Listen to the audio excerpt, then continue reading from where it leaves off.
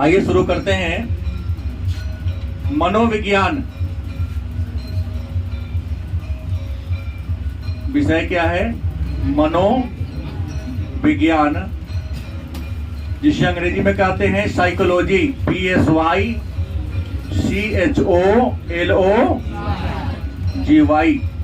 Psychology.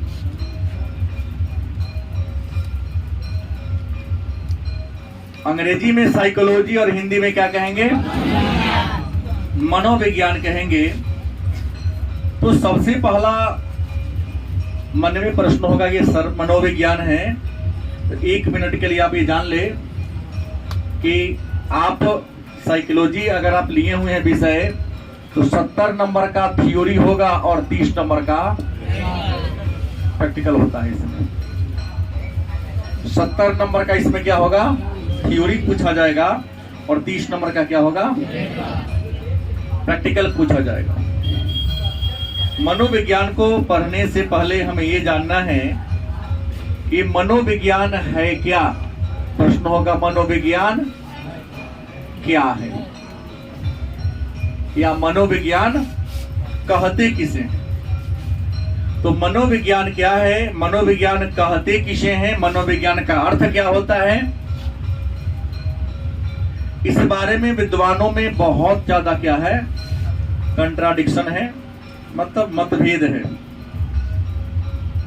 कुछ विद्वान ने कहा मनोविज्ञान मन का विज्ञान है, किसी ने कहा कि नहीं मनोविज्ञान आत्मा का विज्ञान है, तो किसी विद्वान ने कहा कि नहीं मनोविज्ञान चेतन का विज्ञान है, तो किसी ने कहा कि नहीं मनोविज्ञान अनुभव का विज्ञान है।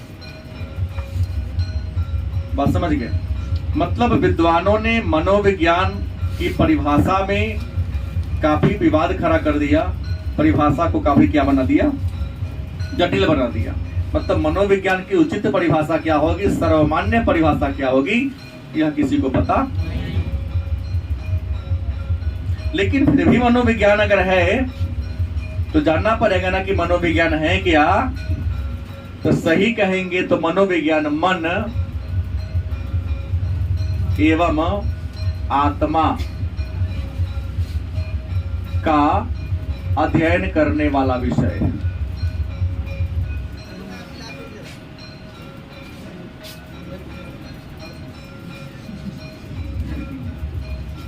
मनोविज्ञान क्या है? मन एवं आत्मा का अध्ययन करने वाला जो विषय है, उस विषय को क्या कहते हैं? रहेगा, याद रहेगा ना। मनोविज्ञान को अंग्रेजी में क्या कहते हैं? साइकोलॉजी। तो साइकोलॉजी जो है ना, यह ग्रीक भाषा, कौन भाषा? अच्छा, ग्रीक को भी यूनानी भी कह सकते हैं। ग्रीक भाषा का हो तब चाहे यूनानी भाषा का हो तब, दोनों में कोई डिफरेंस नहीं है। ग्रीक भाषा और ग्रीक का नाम क्या है? यूनानी। के दो शब्द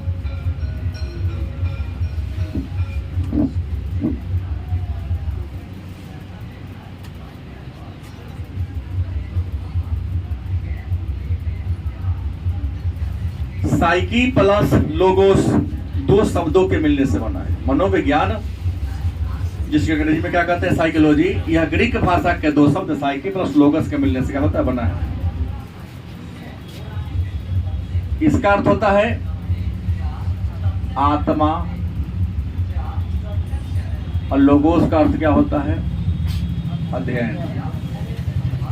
आत्मा का अध्ययन करने वाला जो विषय है, उसी विषय को हम क्या कहते हैं? आत्मा का अध्ययन करने वाला जो विषय है, उसी विषय को हम क्या कहते हैं? साइकोलॉजी का। कोई दिक्कत? अब सवाल है, मनोविज्ञान पढ़ने चल रहे हैं, तो मनोविज्ञान के जनक कौन है? एक मन में प्रश्न होगा, मनोविज्ञान के जनक कौन होंगे? तो मनोविज्ञान के अगर हम जनक की बात करें, जनक के बारे में चर्चा करें, तो मनोविज्ञान के जनक अरस्तु है। कौन है? मनोविज्ञान के जनक अरस्तु हैं, लेकिन याद कर ले आधुनिक मनोविज्ञान के जनक, हाँ आधुनिक मनोविज्ञान के जनक की अगर बात करें तो आधुनिक मनोविज्ञान के जनक विलियम उंट। विलियम उंट को ही हम विल्हम उंट भी कहते हैं, और यह कहाँ के थे?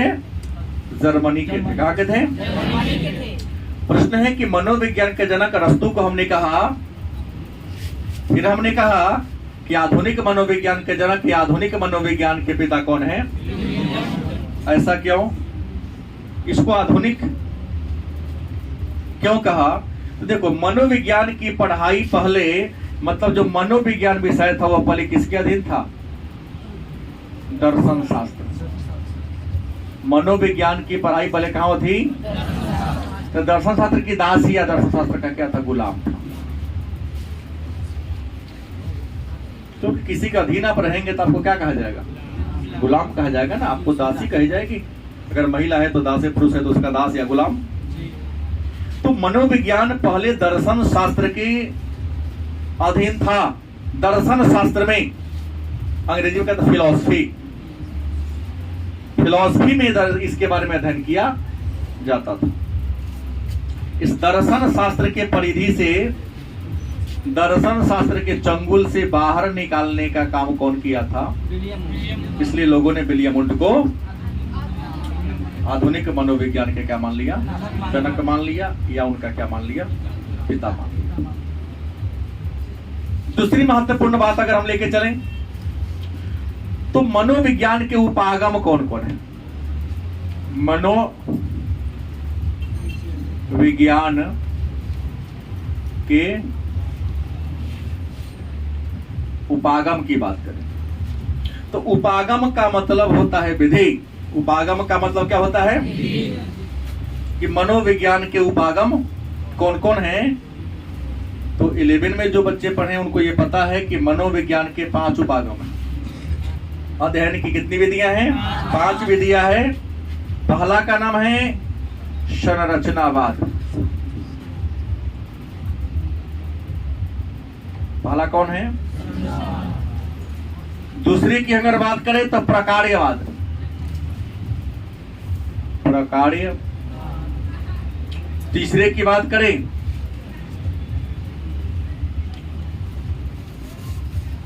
व्यवहारवाद। चौथे की अगर हम बात करें तो गेस्टाल्टवाद। और 5वां की बात करें तो मनोविश्लेषणवाद।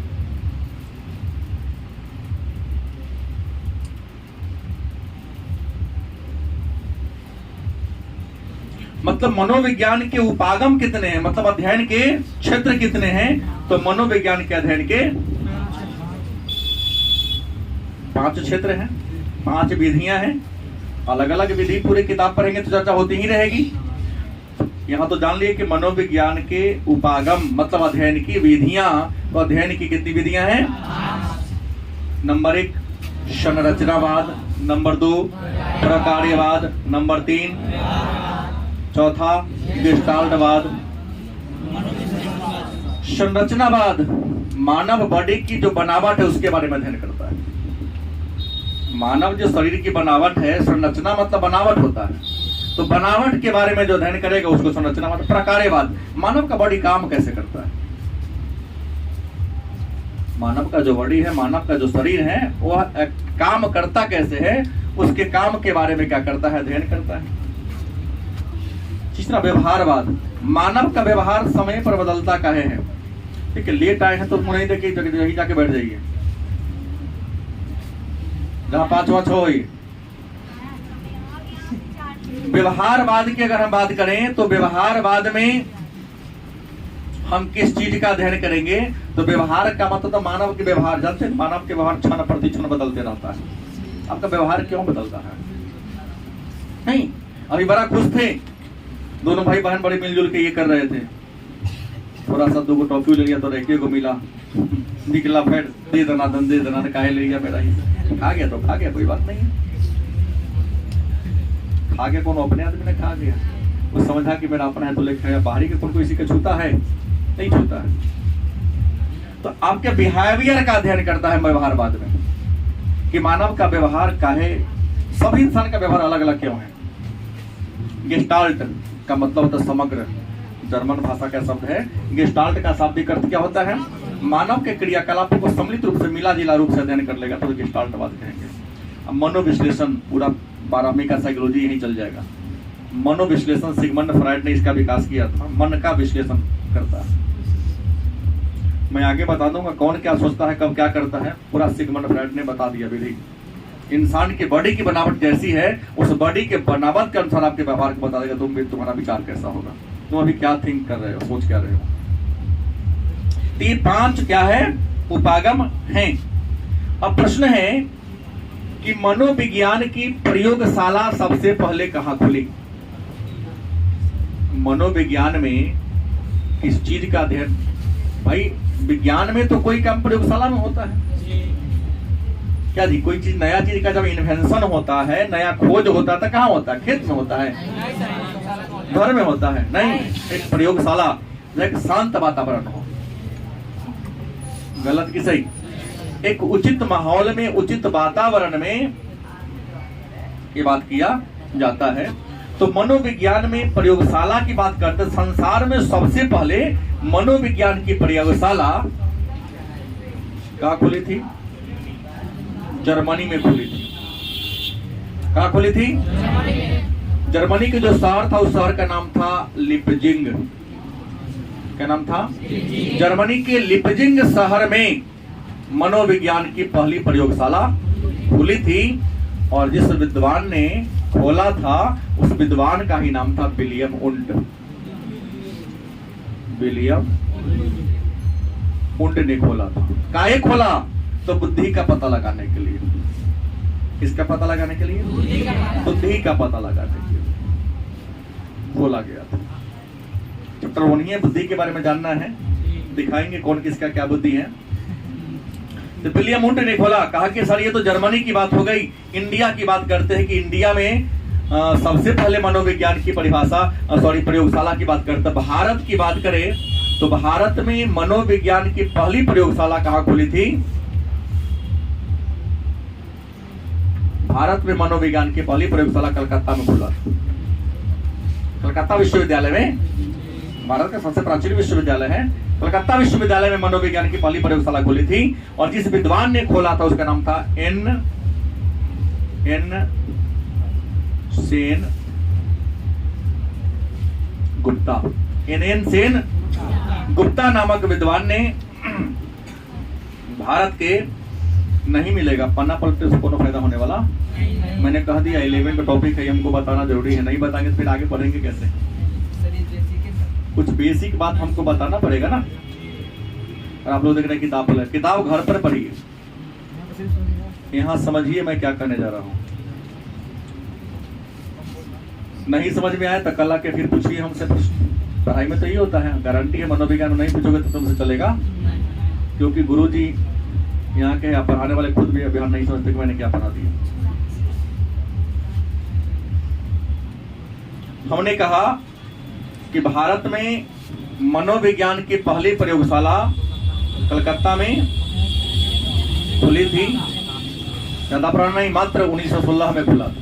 कब खुला था? 1916 में। और अपने पटना विश्वविद्यालय में, पटना यूनिवर्सिटी में मनोविज्ञान की पढ़ाई 1925 के बाद शुरू हो गया। और भारत में मनोविज्ञान के जो पहले विद्वान थे दुर्गानंद सिन्हा, दुर्गानंद सिन्हा पहले व्यक्ति थे जिन्होंने मनोविज्ञान की पहली पुस्तक लिखने का काम किया।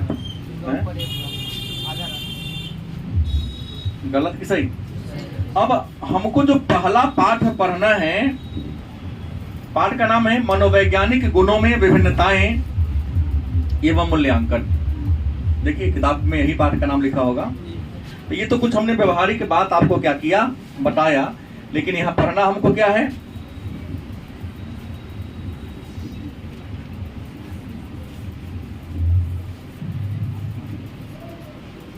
हमें पढ़ना है मनोवैज्ञानिक गुणों में, पाठ का नाम एक का नाम क्या है? मनोवैज्ञानिक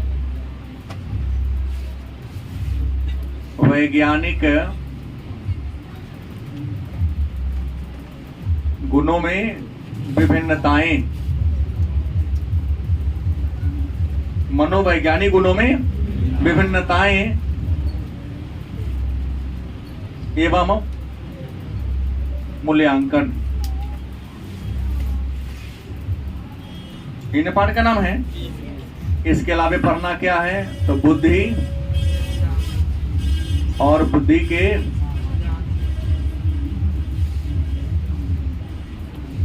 सिद्धांत, प्रकार तथा व्यक्तिगत विभिन्नता। व्यक्तिगत, इस टॉपिक से प्रतिवर्ष 10 नंबर का प्रश्न रहता ही है, कम से कम 10 नंबर। शुरुआत वाला टॉपिक ज्यादा इंपॉर्टेंट है। बुद्धि और व्यक्तित्व का जो टॉपिक है, यहां से ज्यादा प्रश्न आता है।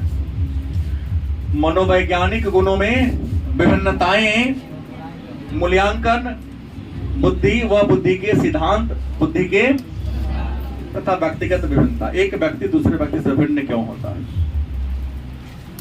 टॉपिक तो बहुत अच्छा है, इसी के बारे में पहले चर्चा करेंगे। तो सबसे पहला प्रश्न आपके मन में आएगा, पुस्तक में लिखा है कि बुद्धि के बारे में। बुद्धि को अंग्रेजी में क्या कहते हैं? इंटेलिजेंस। बुद्धि क्या है? नहीं, बुद्धि है क्या? बुद्धि कहते किसे हैं? बुद्धि क्या है? बुद्धि कहते किसे हैं? इसका मायने क्या है? इसका मतलब क्या है? तो मैं आपको बता दूं कि साधारण बोलचाल की भाषा में बुद्धि का मतलब लिया जाता है विचार से। बुद्धि का शाब्दिक अर्थ क्या होता है?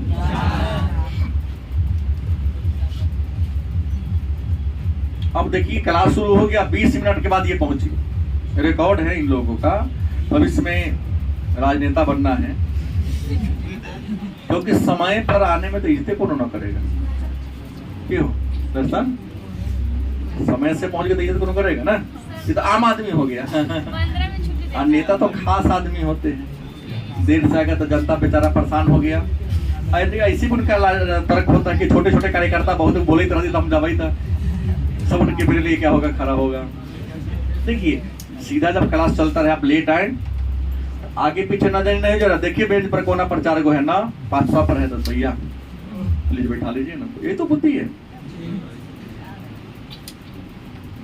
असामान्य परिस्थिति में अपने को सामान्य बना के रखना नहीं, नया माहौल में अपने आप को एडजस्ट कर देना। जिसके द्वारा आप करते वही तुम्हारी क्या है? कहीं पर जाते हैं जहां तुम कभी नहीं गए हो, तुम्हारी कोई पहचान के लोग वहां पर नहीं है, लेकिन कुछ ही घंटों में, कुछ ही दिनों में सबको अपना तुम, तो जिस गुण के द्वारा तुम सबका प्रिय बन जाते हो या सबको अपना, उस गुण को क्या कहेंगे? तो हमने कहा बुद्धि क्या है? बुद्धि क्या है? और इंसान विचार से ही हर जगह एडजस्ट कर लेता है, अपने आप को ढाल लेता है। क्यों? सही कही थी, क्योंकि वही तो बुद्धि है जो इंसान को लातों खिलाता है, वही बुद्धि है जो बानों खिलाता है। मुंह वही ना, बोलता तो यही मुंह ही बोलता है ना। खतरनाक बोलोगे तो लात खाओगे, अच्छा बोलोगे तो मिठाई खाओगे, पान खिलाएगा। ये तो आपको तय करना है कि बोलना कैसा है।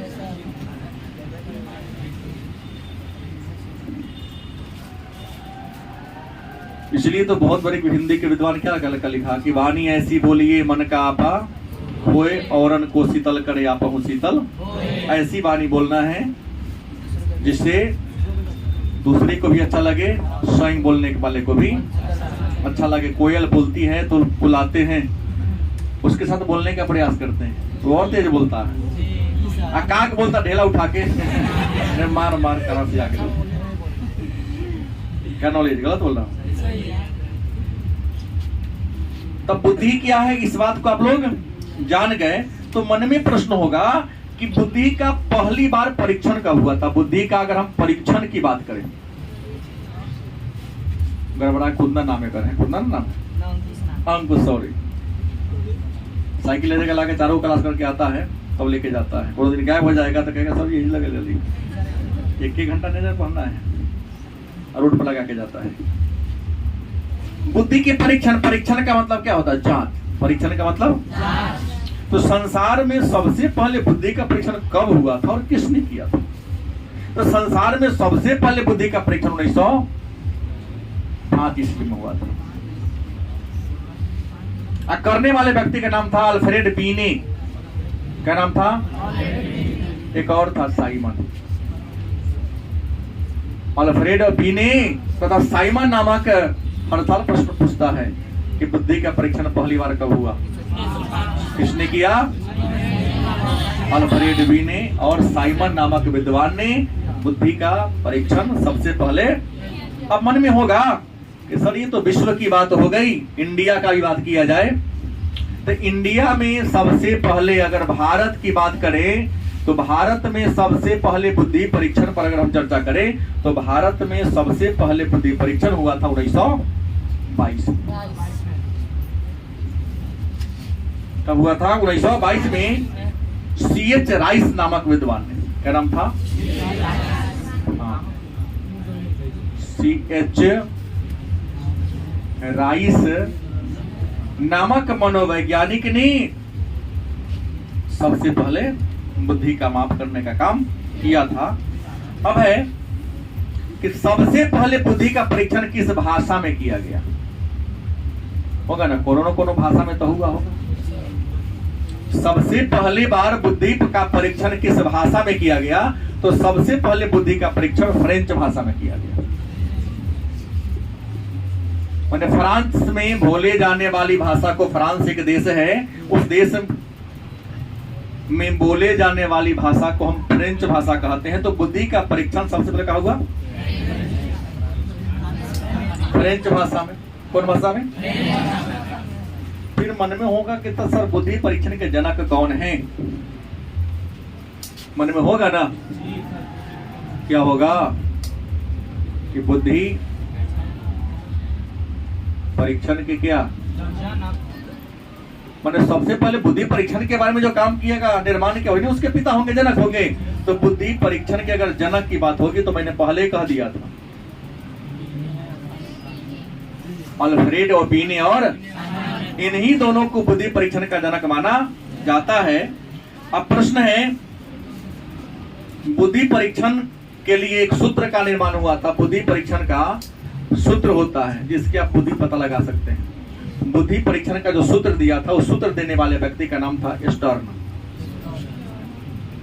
स्टर्न नामक मनोवैज्ञानिक ने सबसे पहले बुद्धि परीक्षण के बारे में एक सूत्र दिया था। आप कहोगे सर सूत्र बताइए, बुद्धि तो मैं बता ही दूंगा। सूत्र है बुद्धि के जांच करने का, बुद्धि के पता लगाने का, CA/MA/100। बुद्धि किसी का ही बुद्धि यहां पता चल सकता है। हम सबका बता दूंगा, एक होकर नहीं, सबका बता लेंगे। लेकिन यदि तुम अपने प्रति ईमानदार हो, लेकिन बताएंगे तो बेइज्जती बहुत ज्यादा हो जाएगी। हम ले जान लो, तुम्हें निकाल सकते हो बुद्धि परीक्षण का सूत्र CA क्रोनोलॉजिकल एज। CA का मतलब होता है क्रोनोलॉजिकल, मतलब मानसिक उम्र। कौन उम्र? बटा MA, और MA का मतलब क्या होता है? सॉरी, इसको मानसिक से अच्छा आपको समझना होगा, बौद्धिक एज। कौन होगा? बौद्धिक आयु, और इसी को हम कहते हैं मानसिक आयु।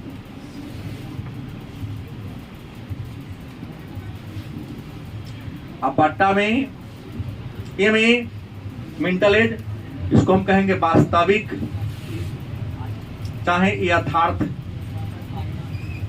आयु। गुने क्या होगा?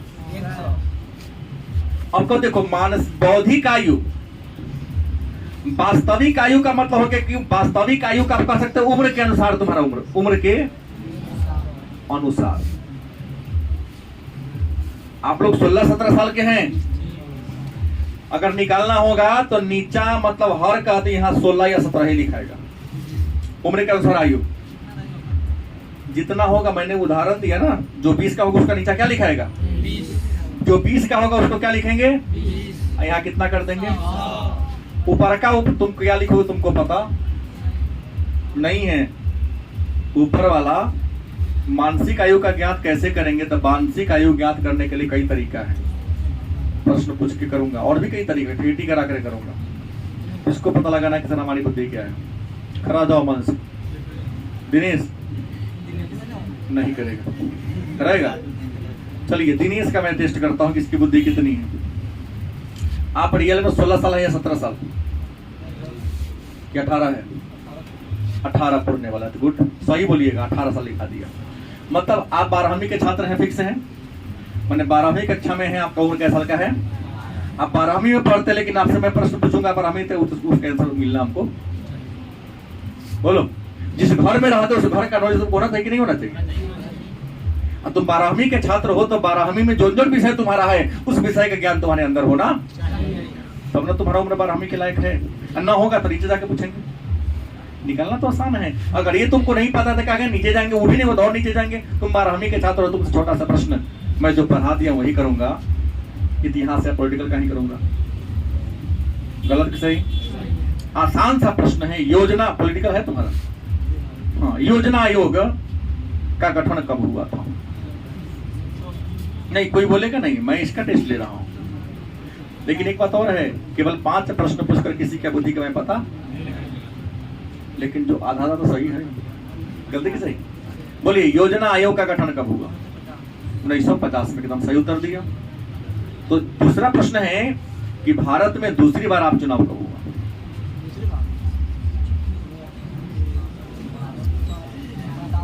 1957 में। तीसरा प्रश्न, सिपाही विद्रोह कब हुआ था? सिपाही विद्रोह याद है, गौर से बोलो, हड़बड़ाना नहीं। 1857 में।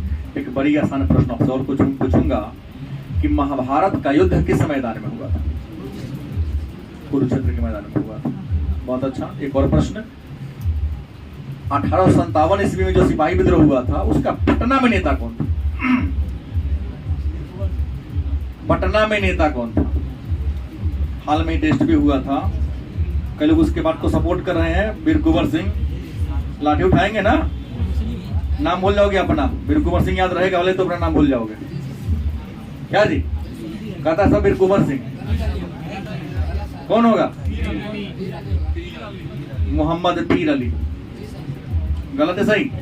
तो मोटा मोटी अगर लिया जाए हमसे इस प्रश्न के अनुसार, तो 12वीं के छात्र है और हमने जितना प्रश्न किया लगभग सबका उत्तर ही। या ऊपरों कैसा लिखेंगे? क्या लिखेंगे?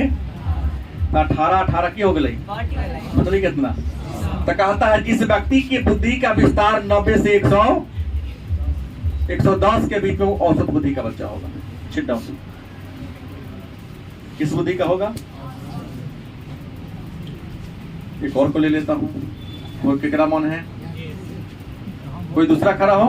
हिम्मत जो दाओ ना, हिम्मत ना मारे तो कहीं चेहरे कहीं पिंटू बोलेगा। खड़ा हो। पिंटू का इच्छा है कि सर हमारा बुद्धि कैसा है पता लगा दीजिए। देखिए मैंने कहा ये सत्य है संभव। तुम उम्र क्या है तुम्हारा? तुम्हारा उम्र तो देख के मुड़ बोलेगा। तुम्हारा एज क्या है? 17 साल इसका एज है। कितना साल है? मैंने कहा ना कि नीचा क्या है उम्र के अनुसार, उम्र के मतलब वास्तविक आयु या यथार्थ आयु। तो इसने कहा कि सर मेरा उम्र कैसा है? 11वीं 12वीं का छात्र है। मैं आपसे इसी क्लास का प्रश्न करूंगा। भारत के संवैधानिक अध्यक्ष कौन होते हैं?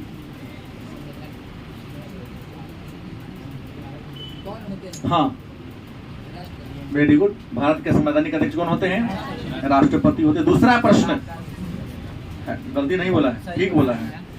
भारत का प्रथम नागरिक कौन होता है? ठीक है। तीसरा प्रश्न आपसे कर रहा हूं कि भारत के नागरिकों को संविधान के द्वारा कितने मौलिक अधिकार दिए गए? 6। Very good. एक और प्रश्न है, राष्ट्रपति बनने का उम्र कम से कम कितना होना चाहिए? 35 वर्ष होना चाहिए। कितना होना चाहिए? 35 वर्ष। तो सीधा हो गया कि मतलब 12वीं का है, जब भी होगा तो 17 साल के लायक इसका उम्र है। ये भी क्या हो गया? अगर मैंने इसे प्रश्न किया सिट डाउन, अगर ये प्रश्न का उत्तर देने में सक्षम तो मैं 11वीं का प्रश्न करता, मैं 10वीं का प्रश्न करता, नहीं फिर हमने 9वीं का प्रश्न करते। तो जैसे जैसे 9वीं का कोई बच्चा है 12वीं में उत्तर दे रहा है 9वीं का प्रश्न का नहीं दे पा रहा, तो 9वीं का दे रहा है, तो 9वां में उम्र तक है 12 साल हो, तो नीचा रहेगा 18 और ऊपर लिखेंगे जौना क्लास के उत्तर देने में सक्षम हो उसको हम डालेंगे। गलत कि सही? हाँ, मानसिक आयु घटता जाएगा ना, कि भले का रियल एज 18 है लेकिन दिमाग वाला उम्र कथी है क्या है? कम है ना। तो कम है तो डिवीजन करोगे तो 90 से उसका उत्तर क्या होगा? कम ही ना आएगा, हॉल इसका कम ही ना आएगा। जैसे जिससे कम आए तो लिखा है कि जिसका अगर 90 से 80 है तो मंद बुद्धि का होगा, 70 से 80 है तो क्षीण बुद्धि होगा, 50 से 60 का आंसर आएगा तो मूर्ख होगा, 25 से 50 तो अल्प बुद्धि का होगा, अब 25 से नीचे होगा तो इडियट होगा, माने महामूर्ख, जड़ बुद्धि हो, कुछ नहीं आता है। नहीं, क्लास में कहोगे कोयला उजला होता था जी, सामान्य बोलचाल की भाषा में ज्ञान और बुद्धि में कोई अंतर, लेकिन मैं बताऊंगा ज्ञान और बुद्धि में क्या है अंतर है, तो बाद की बात है। तो उम्मीद है एक बात तो आप लोगों ने जान लिया कि बुद्धि का हम पता कैसे। ये प्रश्न कई बार पूछा गया है कि बुद्धि परीक्षण का सूत्र लिखें, 4 ऑप्शन दे ले, 2 नंबरियों में चाहे 1 नंबरियों में पूछ ले हैं। देखिएगा तो मैंने लिख दिया है, तीक्ष्ण बुद्धि होगा, प्रखर बुद्धि का होगा, वरिष्ठ बुद्धि का होगा, और 40 से ऊपर हो गया तब प्रतिभाशाली हो जाएगा। वो कम है तो ज्यादा का भी तो होगा, सही बात है। अब आपके मन में एक और प्रश्न आ सकता है, वह प्रश्न ये होगा कि सल रियल में ये जो बुद्धि है तो परिभाषा क्या होगी? अगर हम बात करें बुद्धि की,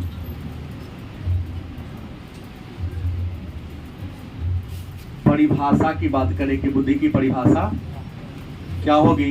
देखिए, बुद्धि की परिभाषा को अलग अलग विद्वानों ने अलग अलग तरीके से क्या किया, परिभाषित किया, बताया है। तो एक विद्वान है वेल्स, ये विद्वान है, इन्होंने बुद्धि को परिभाषित करते हुए लिखा कि नई परिस्थिति में बेहतर तरीके से काम करने की, अपने व्यवहार और प्रतिमान को बदलकर रखने की जो क्षमता है उसी को हम क्या कहते हैं? बुद्धि कहते हैं। नया माहौल है, उस नया माहौल में आप कैसे बेहतर तरीका से, माने बढ़िया तरीका से काम कर लोगे। नहीं समझे बात? नया माहौल में बेटियां की बात में चर्चा कर लूं, पापा जिंदगी भर रखेंगे जोड़े, जाना तो होगा कहीं ना कहीं,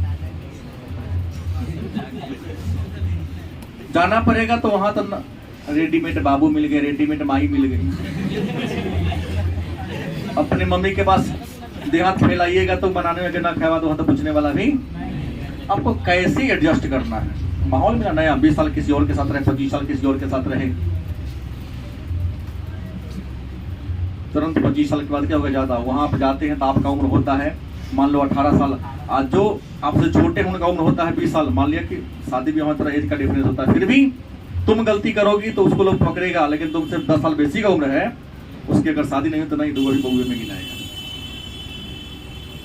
तो 50 साल के बुढ़बो भी आ करने आता तो लड़का चल देखे, लड़का वो लड़की है, ये नहीं कहे चल बाबा के देखे चले।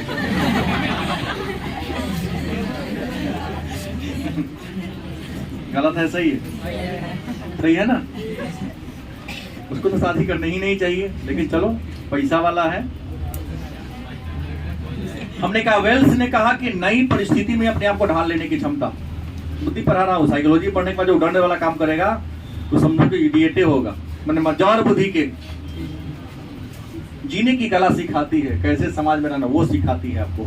वेल्स ने क्या कहा, बुद्धि नई परिस्थिति में बेहतर तरीके से काम करने की कला आपको सिखाती है। दूसरा परिभाषा दिया बीने, कौन दिया? अभी बोला हूं, बुद्धि परीक्षण के जनक यही थे ना, अल्फ्रेड बीने। इन्होंने कहा कि अच्छी तरह से निर्णय लेना, मैंने कोनो काम हड़बड़ी में ना कर देना, सोचो समझो तर्क करो तब काम करो।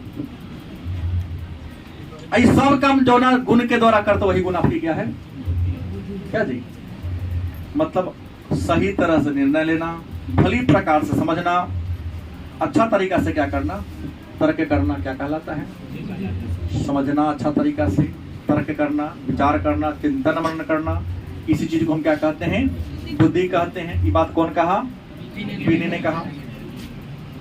तीसरा एक और लेते हैं, बकिंघम की बात करते हैं। किसकी बात करते हैं, देखो वो बहुत विद्वान है, दो तीन जान लिए, बहुत बड़ी बात है। बकिंघम ने क्या कहा, मतलब बुद्धि जीवन में जो नया नया माहौल आता है, उस नया माहौल का असर अपने आप को कैसे ढाल लेते हैं। गलत सही, एक बच्चा की विकास करने के लिए अन्यथा नहीं लेना है, उसके सर पर कम से कम 20-22 साल 25 साल तक माता पिता का हाथ होना चाहिए। कुछ बच्चा जन्म लेता है, जन्म के साथ उसकी माता का देहांत हो जाता है, वो बाद की बात है। मैंने वो कहा वो अलग चीज है। मैंने कहा कि बच्चा ने जन्म लिया, जन्म तो ये तो स्वस्थ रह गया, लेकिन जन्म देकर माता जी क्या हो गई, देहांत हो गई। तो महसूस करने की बात है कि माता नहीं रहने पर बच्चे का क्या होता है।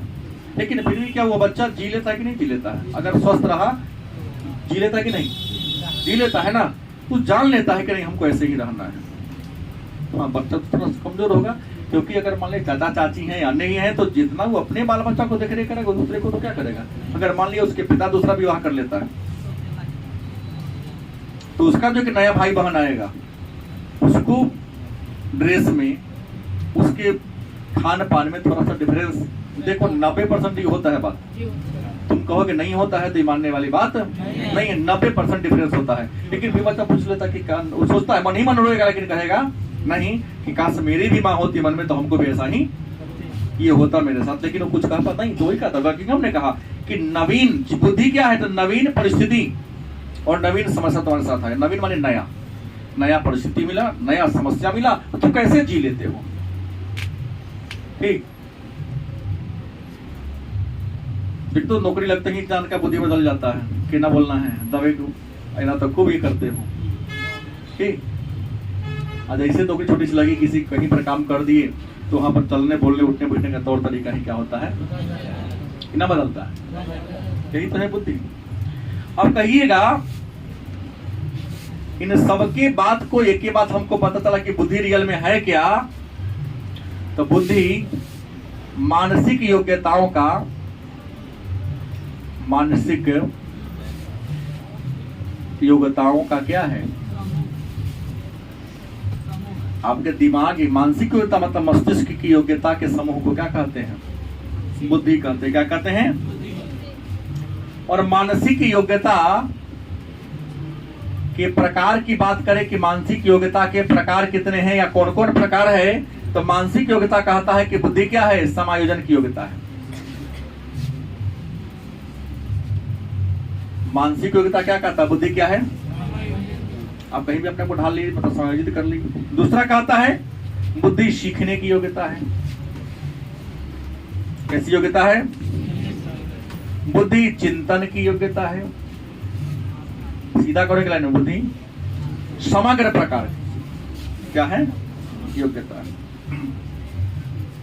अगर ये बात जान लिए तो हमें एक अगला बात ये जानना है कि मानव प्रकार में विभिन्नता, व्यक्तिगत विभिन्नता।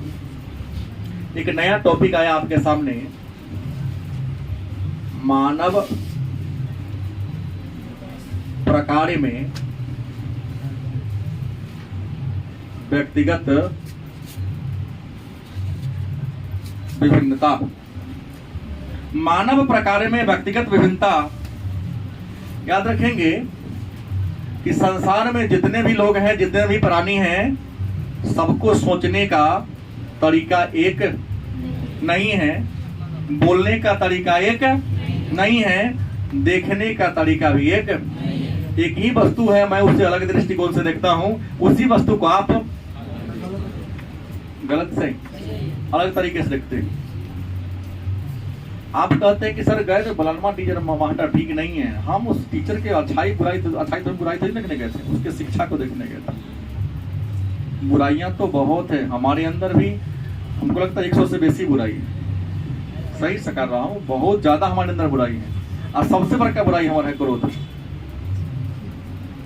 देखते ही 6 महीना सफर है, क्रोध हमको जल्दी आ जाता है, और फिर ठंडा जाता देखे थे। ये अलग बात है, लेकिन ऐसे ही तुमने भी 1 को बुराई होगा, 98 को अच्छाई तुम्हारे अंदर है। लेकिन हो सकता है सभी इंसान में अच्छाई और बुराई होते रहते हैं। तो मानव प्रकार में व्यक्तिगत विभिन्नता के कारण क्या है? तो मानव प्रकार में व्यक्तिगत विभिन्नता का मतलब होता है कि 2 व्यक्ति समान नहीं। मानव प्रकार में व्यक्तिगत विभिन्नता का मतलब होता है कि 2 व्यक्ति में समानता का न होना ही व्यक्तिगत विभिन्नता कहलाता है। 2 व्यक्ति में क्या नहीं होना, क्या कहलाता है? तुम्हारा उम्र क्या है साल? दर्शन, तो उम्र 17, ये होगा 40 किलो को, होगा 55 किलो का। पहला असमानता तो ये हो गया ना, हो गया। अब दूसरी असमानता की बात करते हैं। खड़ा हो, क्या नाम है? खड़ा हो, छोटका खड़ा हो, कथी नाम है? सुशांत। अरे खड़ा हो बालक, खड़ा हो। रुस्तम। ये दोनों में देखो, ये वही असमानता हो गया। Sit down. अन्यथा नहीं लीजिएगा तो उदाहरण देंगे, लीजिएगा तो टेंशन में हम न दे पाएंगे। क्यों? मेरा कहना, मैं किसी का आलोचना नहीं कर रहा हूं, दिखा के बता रहा हूं। ये प्रकार में असमानता क्या है? देखो ना, कोई मोटा है, कोई पतला है, कोई छोटा है, कोई लंबा है, कोई गोरा है, कोई काला है, कोई बुद्धिमान है, कोई अल्प बुद्धि का है कि नहीं है? तो जब लंबाई बराबर नहीं है, मोटाई बराबर नहीं है, बॉडी का वेट बराबर नहीं है, बॉडी चमड़ी का रंग बराबर नहीं है, अब बुद्धि का स्तर बराबर नहीं है, तो क्या इसी को ना मानव प्रकार में विभिन्नता कहेंगे? 2 व्यक्ति के रंग, रूप, आकार, प्रकार, बुद्धि, विवेक एक न होना क्या कहलाता है? व्यक्तिगत विभिन्नता कहलाता है। तो आज इतना ही रहने देते हैं, कल पढ़ेंगे व्यक्तिगत व्यक्ति में बुद्धि का ही अलग अलग होता है।